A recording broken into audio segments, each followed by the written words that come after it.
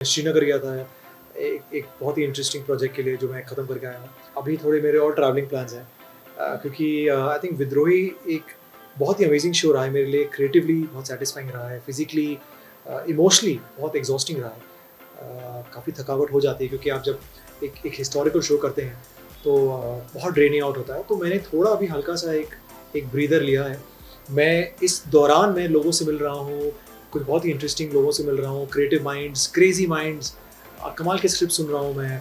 जो टैलेंटेड है, जो जो पैशनेट है अपने काम को लेके, आई थिंक उनके साथ काम करना चाहिए हम सबको। और चाहे वो नया हो या पुराना हो या बड़ा हो या छोटा हो, मुझे कोई मायने नहीं रखता है। अपने काम को लेके वो उसमें कितनी सच्चाई है, वो बहुत ज़रूरी है मेरे लिए। आई एम होपिंग कि बहुत जल्द आप लोगों को मैं कुछ इंटरेस्टिंग आप लोगों को फिर कुछ इंटरेस्टिंग मतलब कुछ एक्साइटिंग कैरेक्टर आप लोग सबके सामने लेकर आऊँ।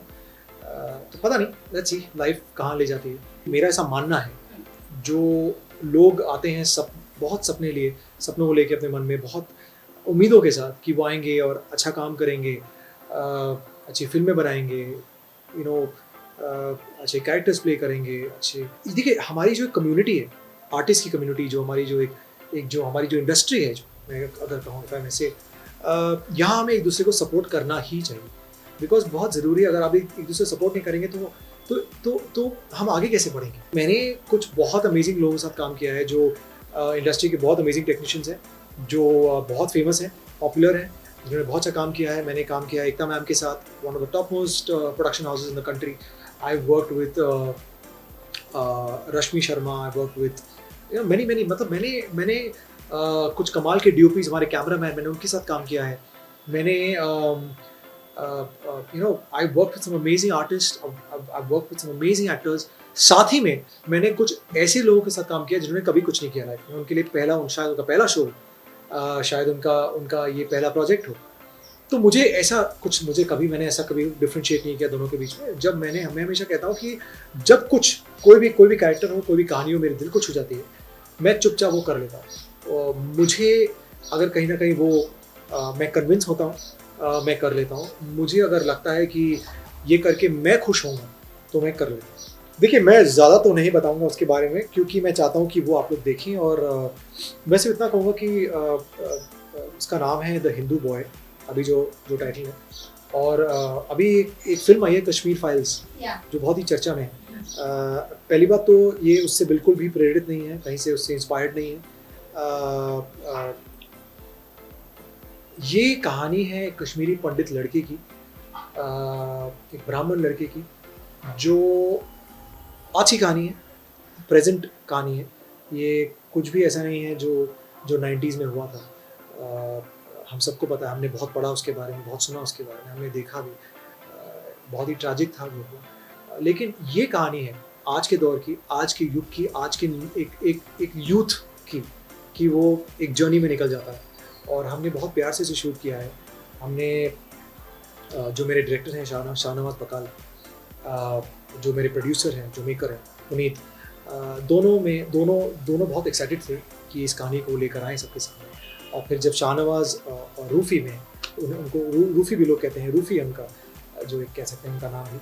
तो मैं उन्हें तो आई थिंक जब उन्होंने मुझे वन लाइन सुनाई कि शरद ये है कश्मीरी पंडित के बारे में, तो उस वक्त मुझे लगा कि शायद यार ये वैसी कहानी होगी जो 90s में थी, क्योंकि हमने बहुत सुना उसके बारे में। तो मैंने कहा यार, मैं इतना एक्साइटेड नहीं हुआ, क्योंकि बहुत कहानियाँ बन चुकी हैं, लोग देख चुके हैं सब कुछ, न्यूज़ में, गूगल में, सब कुछ है, सब जगह। तो उसमें नयापन क्या होगा, कि हम लोग क्या लेकर आए, कुछ नया लोगों के लिए हम क्या लेकर आएंगे। फिर जब उन्होंने मुझे कहानी पढ़ने को दी, जब स्क्रिप्ट पढ़ने को दी, और मैं सच कह रहा हूँ आपसे, जब मैंने स्क्रिप्ट पढ़कर जब मैंने स्क्रिप्ट बंद की और मैंने उनको मैसेज किया कि आई एम डूइंग इट, और मैंने कहा कि मुझे पता नहीं हम कैसे करेंगे, कब करेंगे, बट मैं ये कर रहा हूँ। मैंने कहा मैं इसका हिस्सा बनना चाहता हूँ, मैं जुड़ना चाहता हूँ। और फिर उसके बाद मैं श्रीनगर गया। हमने वहाँ के जो लोकल क्रू है कश्मीरी, बहुत ही प्यारे लोग हैं, लोकल जो हैं, उनके साथ मैंने शूट किया। जो हमारे जो डायरेक्टर हैं वो भी कश्मीरी हैं, और जो हमारे कैमरामैन, जो डीओपी कमाल के हैं हमारे कैमरामैन, वो भी कश्मीरी। तो एक पूरी लोकल कश्मीरी क्रू के साथ हमने ऐसी जगहों में शूट किया है, रियल लोकेशन पे शूट किया है। एक ऐसे घर में शूट किया है जो कश्मीरी पंडित का घर था, कुछ 100 साल पुराना। हमने बर्फ़, मतलब कह सकते हैं बर्फ़बारी हो रही थी, बारिश हो रही थी, -3 -2 टेम्परेचर था, लेकिन सब ने मिलकर शूट किया है, सब ने बहुत मेहनत की है। मैं बताऊँ, देखिए मैं 2 दिन पहले ही वापस आया हूँ।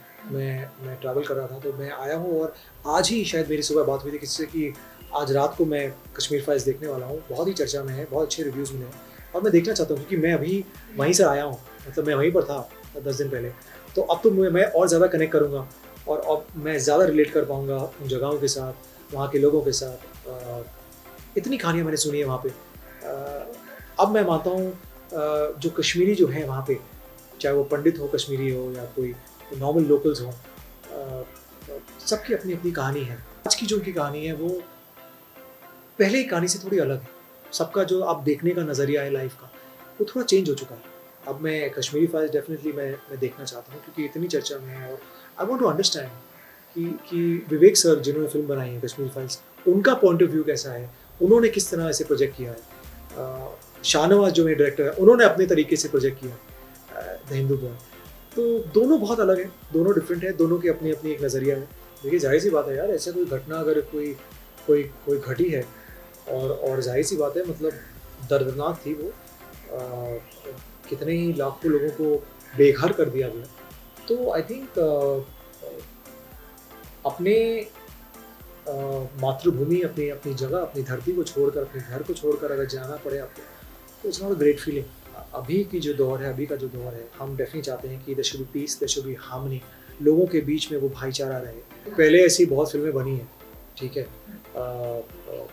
इसी टॉपिक पर बहुत लोगों ने कोशिश की कि विभिन्न-विभिन्न तरीकों से लोगों को बताएँ कि ये हुआ था और जो 90s में हुआ, कुछ 400 300 3 साढ़े 300-400 लोगों के आसपास आई थिंक लोग बेघर हो गए, कईयों की हत्या हो गई।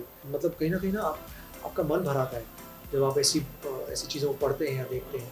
तो जिन पर बीती होगी उन सोचिए उनकी क्या हालत हुई होगी। और अभी अगर विवेक अग्निहोत्री जी ने अगर सर ने ये फ़िल्म बनाई है, आई एम श्योर उन्होंने बहुत रिसर्च की होगी, उन्होंने लोगों से बात की होगी।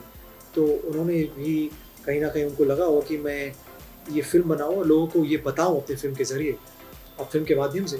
तो उन्होंने वो बताया है और डेफ़िनिटली लोगों को पसंद आई है। तो मतलब कुछ बहुत ही इंटरेस्टिंग और कुछ बहुत ही एक्साइटिंग और कुछ अच्छा होगा, जो लोगों ने फ़िल्म को थम्स अप दिया है और इतनी ज़्यादा चर्चा हो रही है फ़िल्म की। फेस्टिवल फ़िल्म जो मैंने की है वो नहीं भी करता, फिर भी मैं ये फ़िल्म ज़रूर देखता। लेकिन अब चूँकि मैंने की है और मैं अभी श्रीनगर में था और मैं उसी मूड से निकला हूँ बाहर कि मैंने भी कश्मीरी पंडित लड़के का मैंने उसकी भूमिका निभाई है, तो मैं अब ज़्यादा कहीं न कहीं उससे जुड़ पाऊँगा।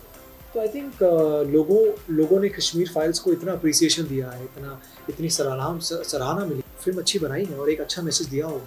तो मुझे वो मैसेज देखना है कि उन्होंने क्या कहा है। जब रिलीज़ हो, जब भी हो, आप लोग प्लीज़ देखें। एक लड़के की है जो निकल पड़ता है किसी चीज़ की खोज में। वो क्या है वो मैं आपको बताऊँगा नहीं, लेकिन इट्स अ ब्यूटीफुल जर्नी। तो प्लीज़ देखिएगा और उम्मीद है कि आप लोगों को बहुत पसंद आएगा।